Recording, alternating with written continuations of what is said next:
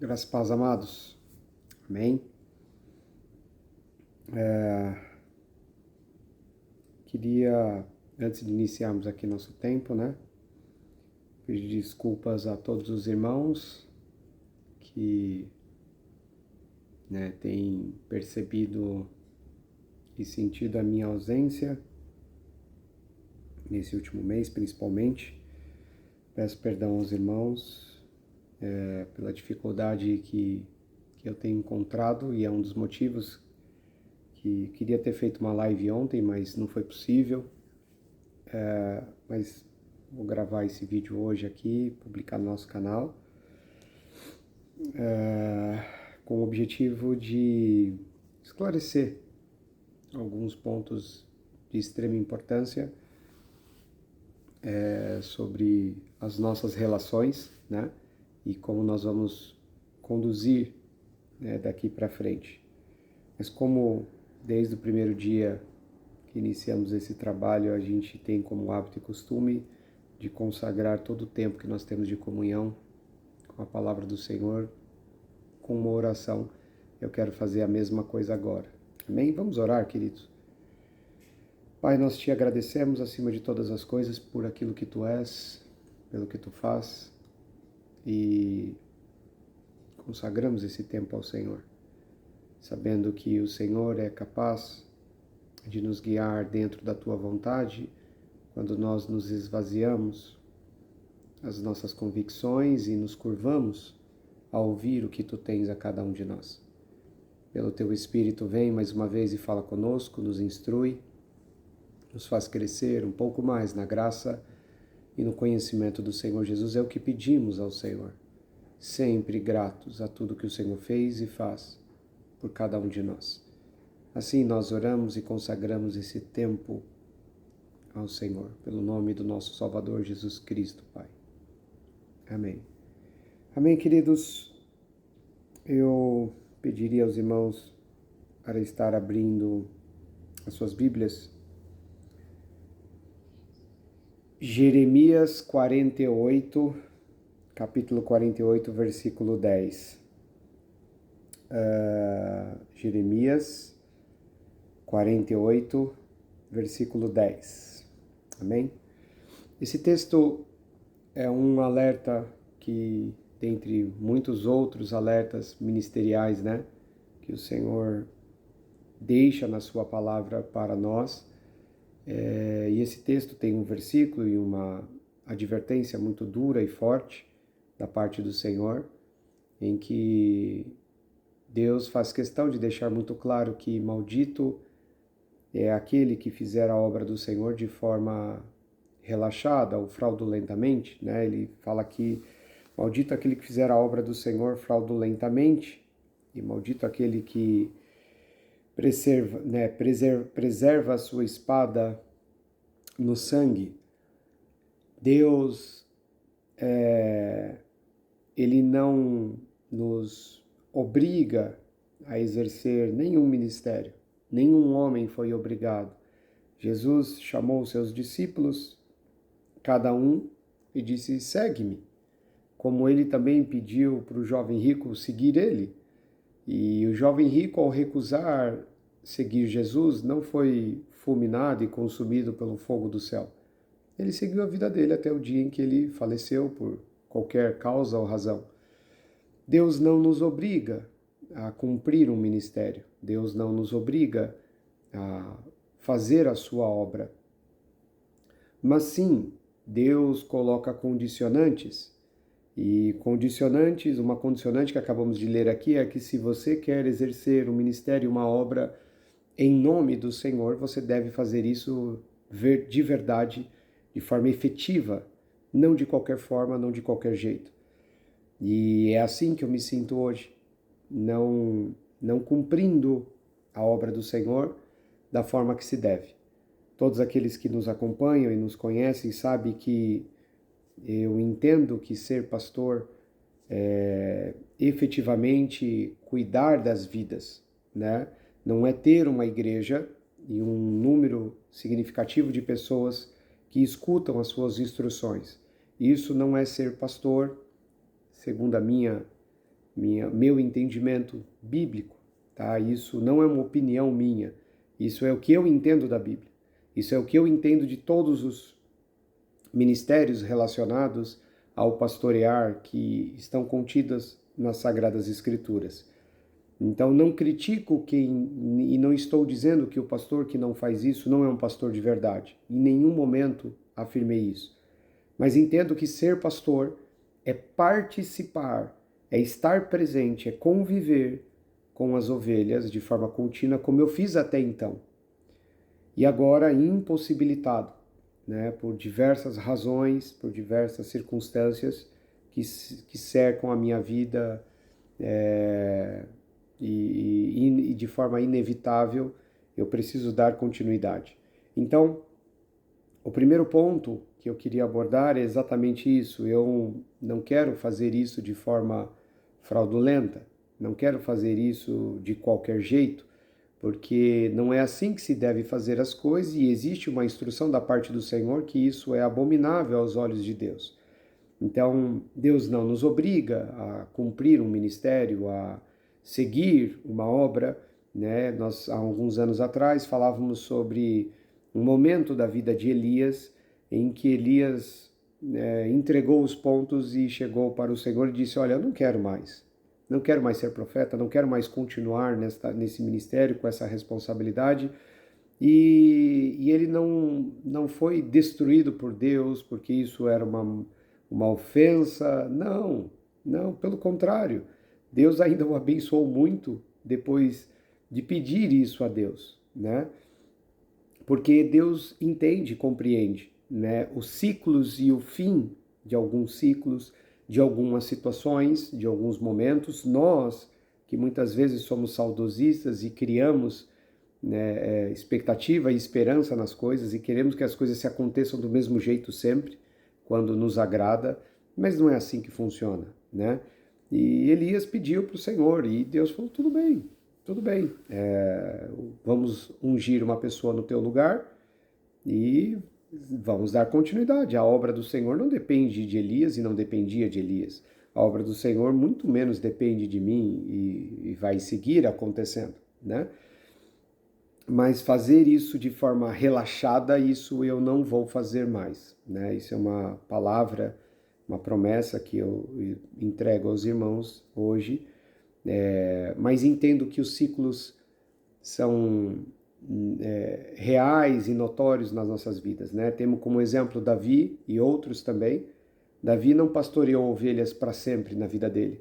Foi por um período, ele aprendeu, ele foi muito instruído com esta prática, com esse trabalho. Foi ali que o Senhor o levantou, né, e ungiu o rei nesta fase da vida dele.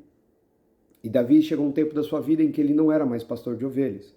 Davi então se tornou um soldado guerreiro, né? E por um bom tempo Davi deixou de ser pastor de ovelhas e passou a ser um soldado e exercer uma função e ter uma missão da parte de Deus diferente que outrora.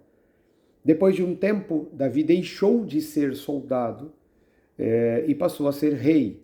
E por um período, ainda como rei, ele era um homem de guerra, mas por uma boa parte, como rei, ele deixou de ser soldado e exercia apenas a função de rei.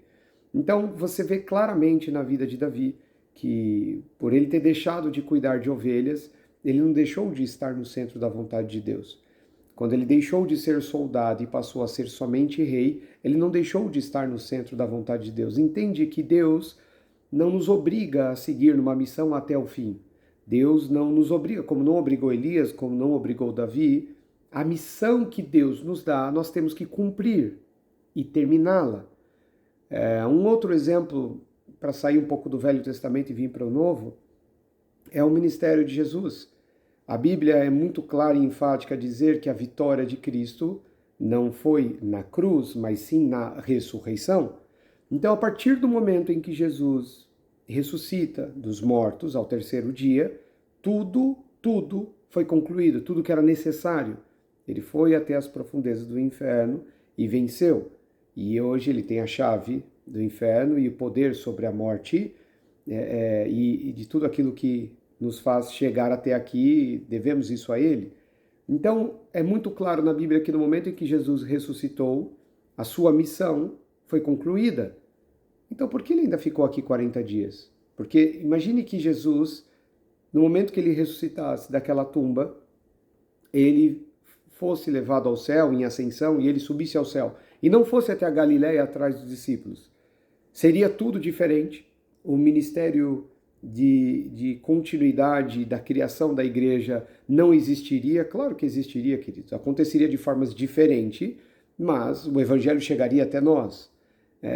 Então, Jesus continuar aqui por 40 dias não fazia parte da sua missão. Não fazia parte do objetivo e do propósito na qual Deus, numa missão, deu em suas mãos, a qual ele cumpriu muito bem até que ele concluiu aquela fase. Então é necessário entender que o próprio Cristo, até os 30 anos, né, viveu uma fase diferente aqui nesta terra. Depois, por 3 anos e meio, ele cumpriu a sua missão. E depois de cumprir a sua missão, ainda ele por 40 dias fez algo que não tinha a ver com a missão, não tinha a ver com o propósito na qual o Senhor deu a ele, porque ele já havia consumado e concluído tudo, mas ele fez, e isso lhe foi permitido. Entendendo, querido, o contexto de tudo isso que eu estou dizendo é que Deus não nos obriga a fazer a obra, a cumprir o seu ministério, a exercer uma função pelo tempo e da forma como Ele quer e impõe. Existem princípios que nós temos que seguir, mas assim como Davi, assim como Elias, assim como o próprio Cristo, assim como o apóstolo Paulo, também teve o seu ministério exercido em fases diferentes, fases em que ele estava viajando em liberdade, fases que ele estava preso. O meu ministério vai continuar, mas este ciclo, né, de ter o trabalho e a igreja aberta, efetivamente, ele está encerrado, né? E isso é muito claro. E isso só não aconteceu antes, o que nós estamos fazendo agora, porque insistentemente eu, por minha vontade, por meus desejos, quis continuar achando na ilusão de que daria para fazer da forma como eu estou conduzindo. E a cada dia que passa, Deus está me mostrando, e não é agora, nesse mês, queridos, já na verdade é desde o final do ano passado, que Deus vem me mostrando que isso não daria frutos e não daria o resultado que eu esperava que viesse a trazer. Mas insistentemente, e Deus permite isso, faça do jeito que você quiser, né? Tenho chegado a essa conclusão a cada dia, né? E é por isso até que não foi realizado o culto presencial nesse último domingo, e eu quero trazer essa mensagem aos irmãos, né? Então, queridos, um outro ponto que eu quero deixar muito claro é acima de todas as coisas, né? A prioridade no ministério não é a igreja, não é as ovelhas, e nunca foi, os irmãos sabem, né? E eu sempre fui muito franco e sincero com isso. A prioridade, tem outras prioridades que vêm antes do ministério, né? E existe uma prioridade que vem à frente do ministério, que é a principal razão e motivo, não somente daquilo que nós lemos aqui em Jeremias, mas daquilo que tem acontecido, né? A minha saúde emocional e espiritual, ela é mais importante que o próprio ministério. Eu estou muito bem hoje mesmo, sendo sincero aos irmãos, estou bem, mas já venho compartilhando com alguns irmãos sobre isso, mas eu não sei por quanto tempo isso vai durar, né? Eu necessito passar mais tempo com a minha família, eu tenho essa necessidade e não posso abrir mão disso por outras vidas, né? Não posso abrir mão disso por outras famílias, não posso perder, né, a minha família por conta de outras pessoas, né? E isso não é uma prioridade. Eu fico muito triste porque ao longo de muitos anos eu vi pastores priorizando seus ministérios e ao invés das suas famílias e ao invés de priorizar até a sua relação com Deus. E todos eles, infelizmente todos, sem exceção alguma, todos eles perderam a sua família ao longo do tempo.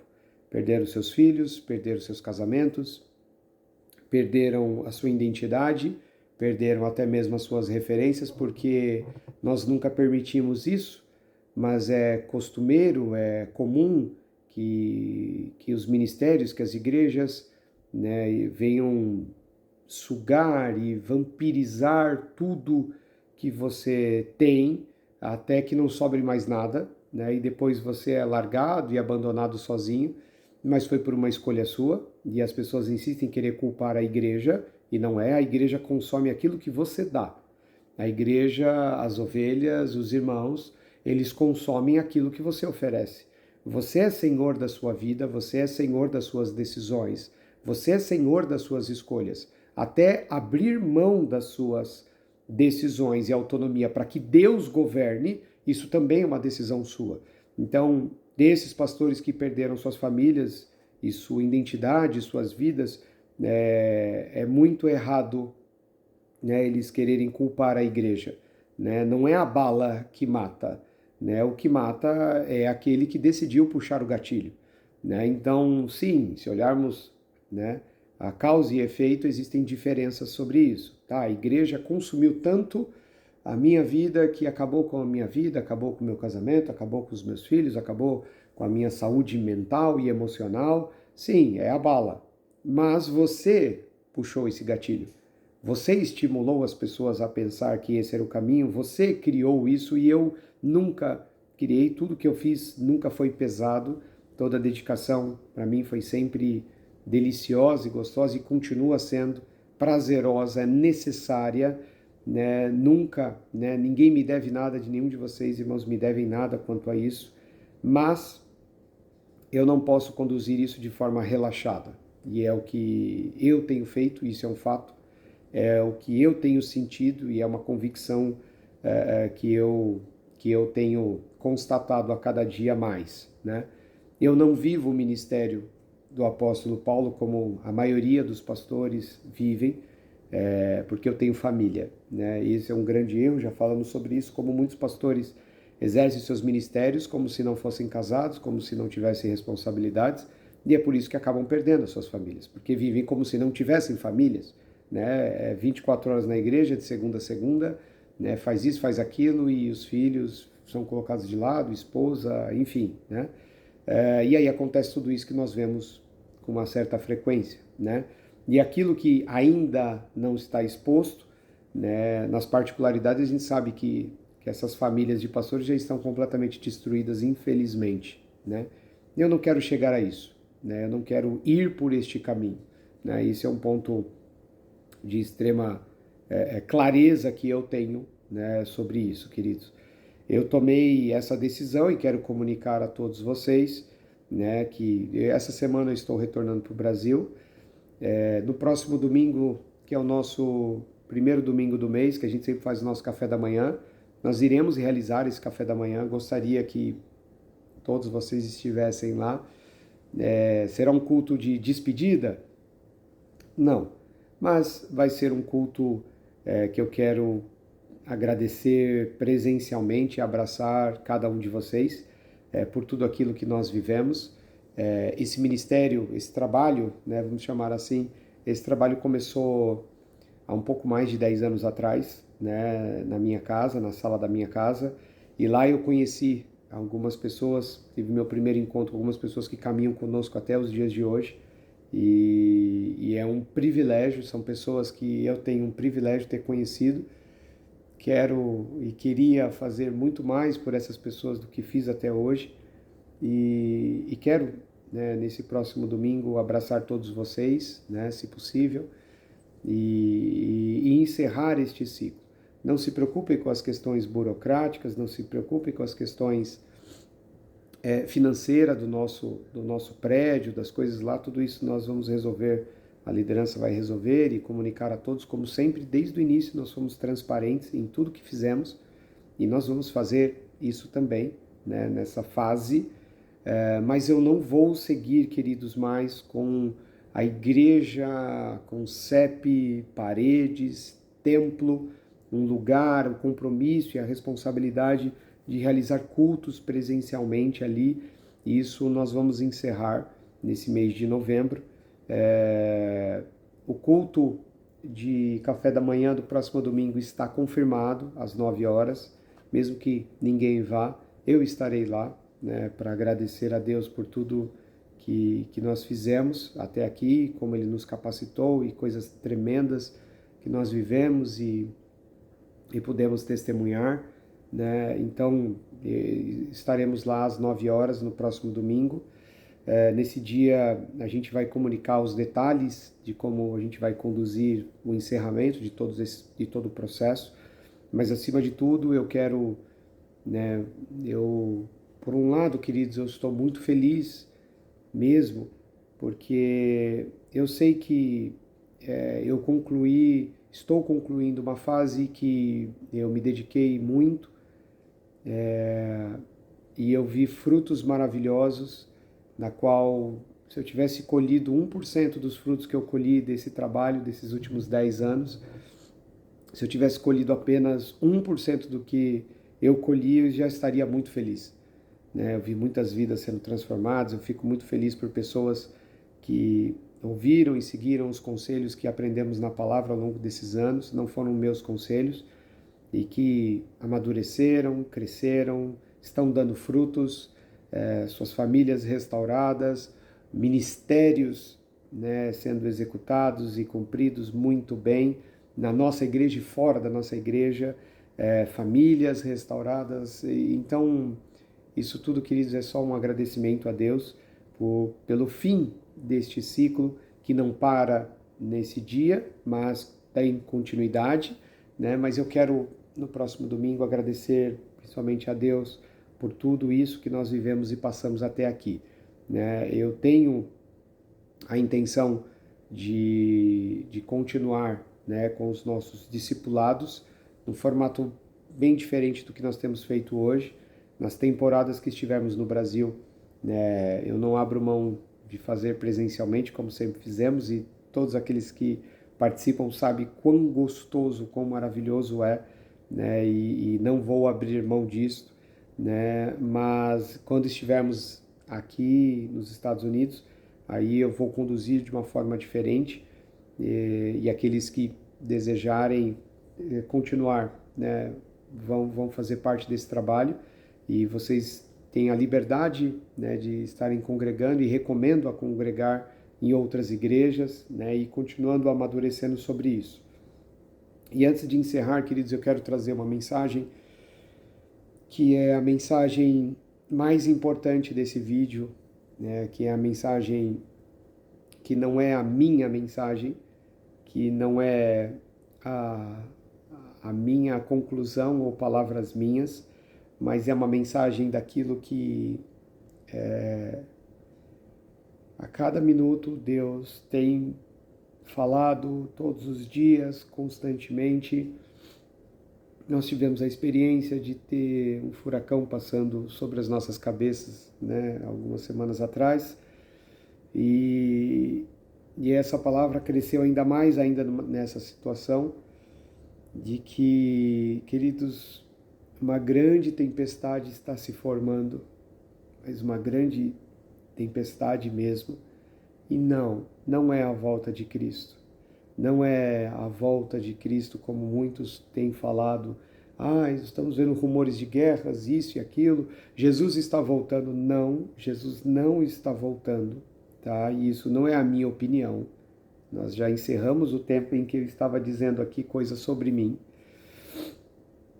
E essa grande tempestade não é a volta de Cristo, mas é a manifestação do Filho da perdição. Como está lá em Tessalonicenses, como está lá em Mateus 24, como está lá em Apocalipse, como está também na primeira carta de João, né? Não do Evangelho, mas das 3 cartas que João escreve lá no fim da Bíblia, antes do livro de Judas, é a manifestação do Filho da perdição. Queridos, está grandemente acentuado esses sinais, não para daqui 20 anos, 30 anos, 10 anos, né? Não sei se vocês têm se instruído tanto assim para saber, mas fiquem à vontade de pesquisar.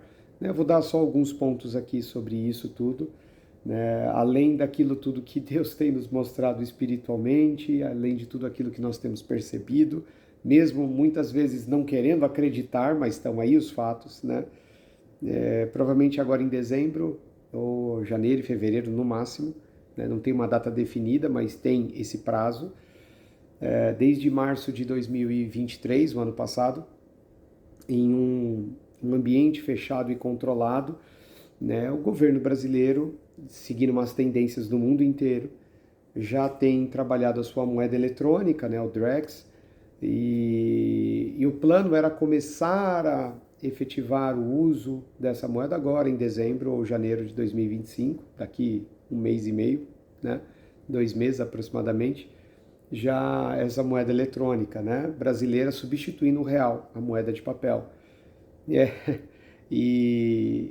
então não devemos ter, não, nós vamos ter que ter, né, essa moeda, vamos ter que operar com essa moeda, é inevitável, é uma tendência, né? Levou um ano e pouco para, né, quase 2 anos para instituir o real, né, em estabelecer o real, na mudança, né, da URV para o real. Então é uma coisa de um ano aproximadamente, eu acredito até mais rápido que a implementação do real.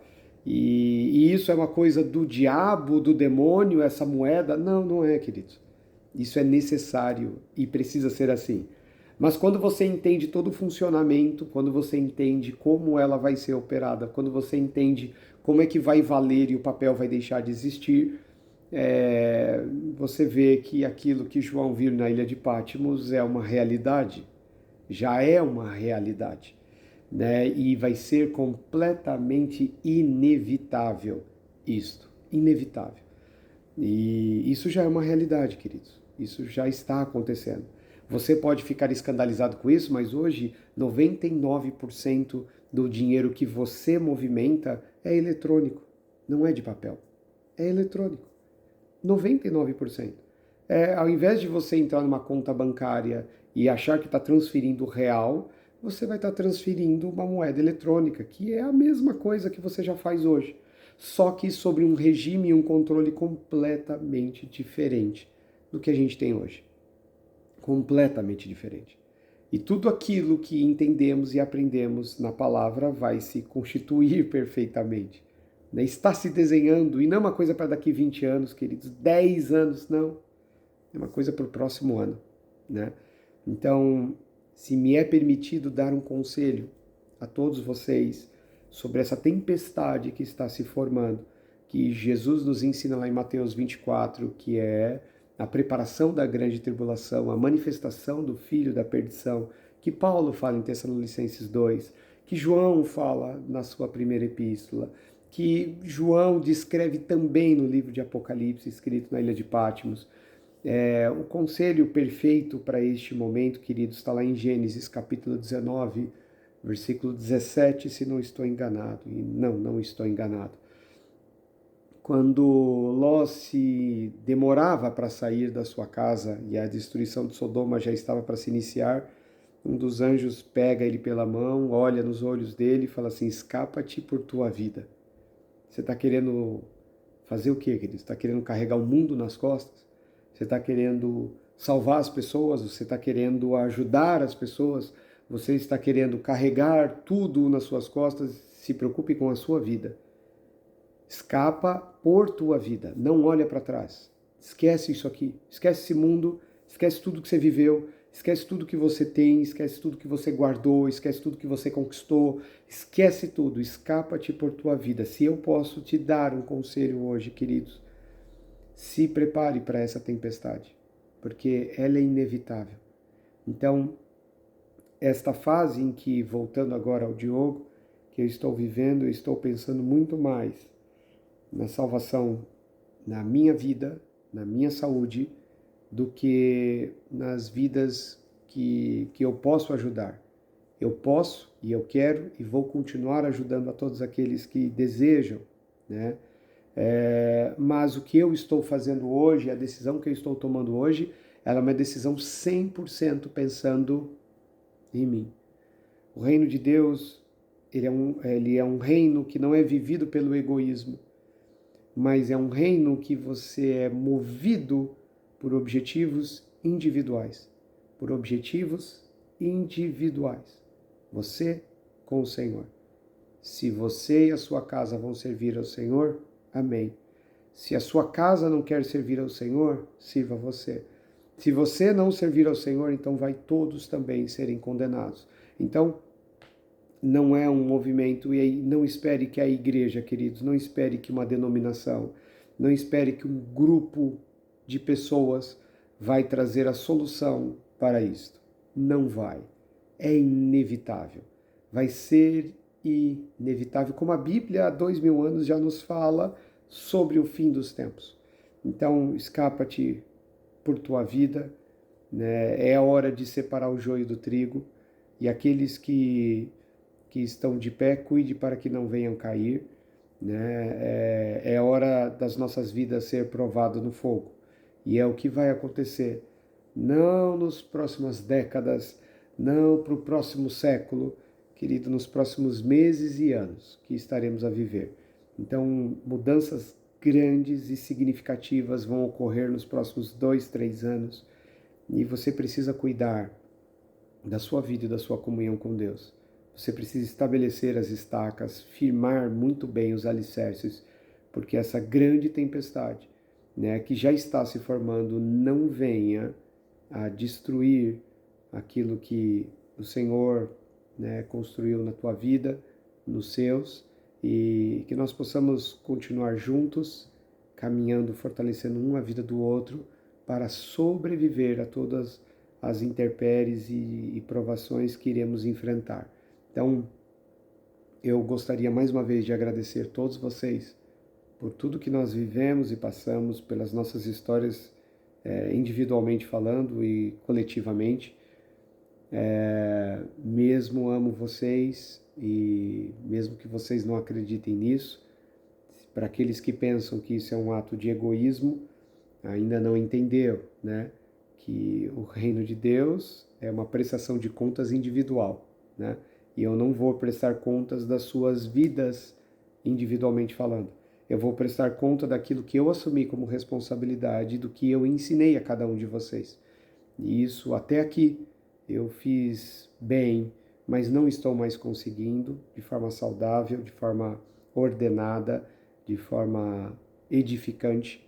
E é por esse motivo que esse mês de novembro vai ser um mês em que a gente vai fazer os preparativos de encerramento dessa figura de igreja estrutural, física, que conduzimos até aqui, né? E, claro, vai ter continuidade, mas num formato completamente diferente, e num formato que já nos prepara para sair na frente de uma tendência que vai ser, né, como iremos congregar, como iremos em comunhão oferecer um culto ao Senhor para os próximos anos.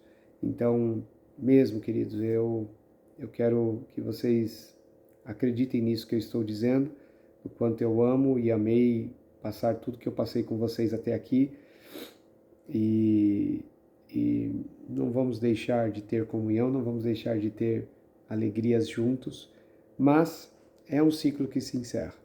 Eu quero comunicar a todos vocês, não queria fazer isso, queria fazer isso ao vivo, presencialmente, olhando no olho de cada um de vocês, mas não quero mais esperar, né, para isso.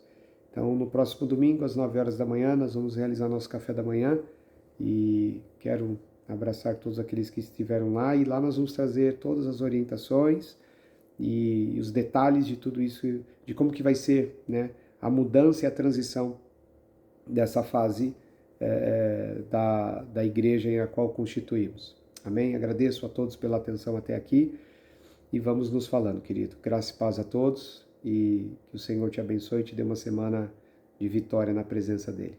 Amém?